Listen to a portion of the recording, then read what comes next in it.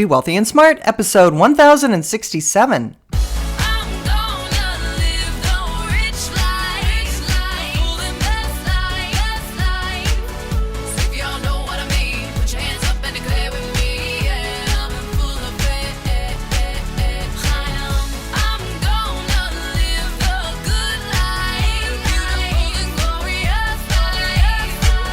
Step into a world of wealth and financial freedom without budgets, boredom, or bosses on Be Wealthy and Smart. And now, here's your host, Linda P. Jones. Welcome to Be Wealthy and Smart. I'm Linda P. Jones, America's Wealth Mentor, empowering women and men worldwide to financial freedom. On today's show, we're going to talk about why this is the most important week of summer. And lots of information is coming out this week that's going to give us indications about the future. And that has everybody on the edge of their seats. In addition to that, we have the Fed meeting, we have gross domestic product data, GDP data, which is going to give us an indication about recession, which we'll talk about more in just a minute. We have earnings coming out from almost a third of the S&P 500 companies. So we will be getting lots of feedback from what the companies are feeling, how they're doing with their sales, what they're thinking, is there a recession coming, are they seeing things slowing, etc. And really the big day will be Thursday, as the GDP report is widely expected to show a second consecutive quarter of decline, which is the definition of recession. As you know, in the first quarter, we had a negative GDP print. And in the second quarter, if we have a negative GDP, that will confirm that we are in a recession. On top of that, we're expecting the Fed to announce a 75 basis point rate hike, or 0.75% on Wednesday. And we're going to hear from them. They may indicate a more moderate tone towards future interest rate increases, which is what I would be looking for. So far, July is turning out to be the best month all year. And we had a second positive week in the last 3 weeks for the major averages. The S&P 500 has been really coming back strongly after officially falling into a bear market earlier this year. And the index is currently up more than 8% from its 2022 lows and is trading near the highest levels since early June. That June 17th bottom is still holding. And unless we get something really out of left field this week, I think that's going to continue. The other news that's coming out this week are earnings expected from Apple, Microsoft, and Alphabet, which are expected tomorrow. Meta Platforms, which is formerly Facebook, will report on Wednesday, and Amazon will report on Thursday. But there are over 175 S&P 500 companies reporting this week. So this is going to give us a major look into what they're saying the future looks like. And we may see a tale of two cities. We may see a tale of large companies and what they are experiencing, because remember, we've been talking about the strength of the dollar and how that's negative for multinational corporations like an Amazon, like a Google, like Microsoft, Apple, etc. And there are also smaller companies reporting. Smaller in the sense that they're not the big behemoth trillion-dollar companies like Apple, but they might have more flexibility, more maneuvering, they might be less multinational, and they may give us a picture more about the domestic economy, what's going on, how they're doing with sales and customers, whether they've had to raise prices much, how customers are responding to price raises, and information like that.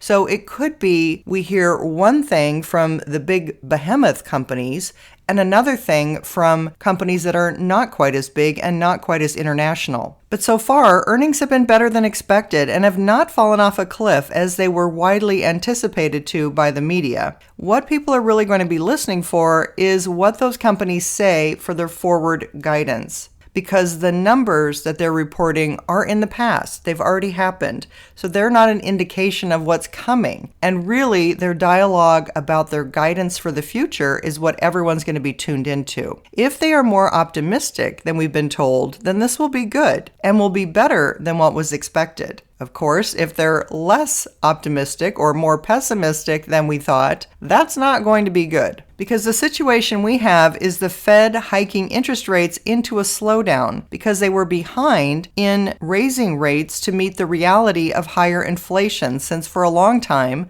they thought inflation was just transitory or temporary. But interest rates on treasuries are telling us that there is a slowdown coming. And we've had the yield curve invert, which can be an indication of recession. It's not always. But we have had interest rates signaling that maybe things are slowing now. With second quarter gross domestic product announced on Thursday, we are going to hear either we're in a recession or we're not in a recession. If we have a negative GDP, you can bet we're going to hear an echoing of recession, and that R word will be used all day long. If we don't have negative GDP announced, then the surprise of no recession is what we're going to hear about. Now, if we do have a recession, 2 quarters of negative GDP consecutively, then the dialogue will go to, well, is it a deep recession or is it a shallow recession? And even though 2 quarters of negative GDP are the rule of thumb definition for a recession, it's actually the National Bureau of Economic Recession who is the official arbiter of recessions and expansions. So we have to hear from them whether it's official or not.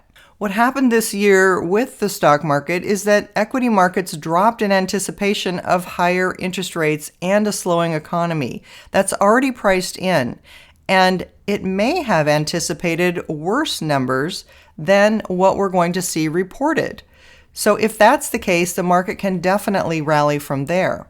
We also have a unique situation because factored into all of this is the war in Ukraine and Russia, and also being in a rising interest rate situation where that's coming off a very low base of interest rates. So when you had interest rates near zero, and now a 30-year mortgage interest rate is 6.69%, you had literally hundreds of percent of increases of interest rates. And so percentage-wise, we haven't seen something like this before. So it's a very unusual situation to be entering into this slowing economy when you have a strong consumer who's very healthy and a tight labor market where anyone who wants a job can get a job, but there's all kinds of stories about labor shortages and how they're having to pay a lot more. They're having to, in some cases, pay bonuses to get employees to come to work for them. There's really a tight labor market. And these are circumstances that we don't normally see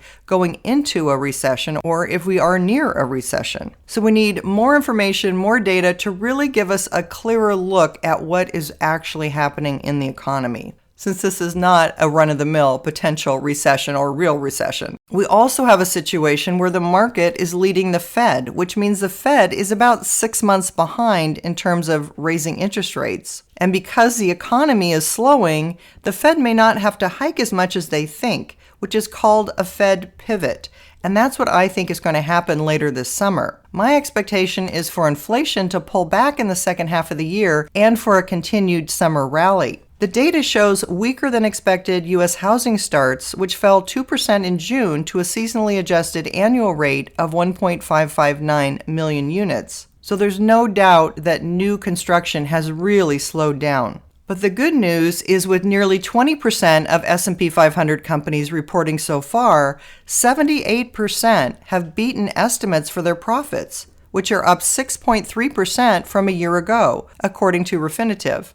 They also have beaten on the revenue side 72.5% of the time, and sales are up an average of 11.3%. And finally, what we're seeing is that investors have the smallest allocation to stocks that we've seen since October of 2008, according to a Bank of America survey. This is significant because to see this low of an allocation to stocks that people have in their portfolio, we have to go back 1 month after the collapse of Lehman Brothers in 2008. And to see the level of cash holdings that people have in their bank accounts, we have to go back to 2001 to see holdings this high. So people are higher in cash than we've seen in 21 years.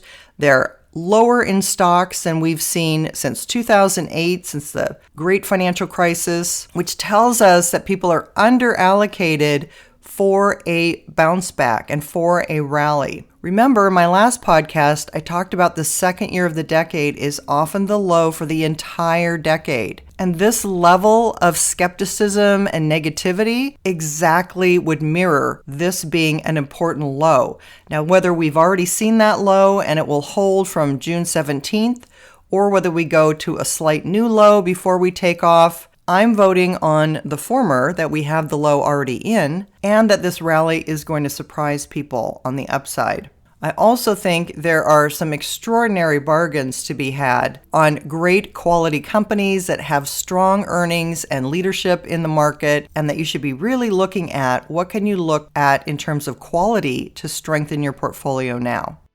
If you haven't yet subscribed to Be Wealthy and Smart, hit the subscribe button and you'll be notified as soon as new podcasts are available so you never miss one of them. That's all for today. Until next time, live the good life and be wealthy and smart. Thank you for listening to Be Wealthy and Smart with Linda P. Jones. Share the wealth and tell your family and friends about the show. Check out our website, blog, and social media for more riches at www.bewealthyandsmart.com.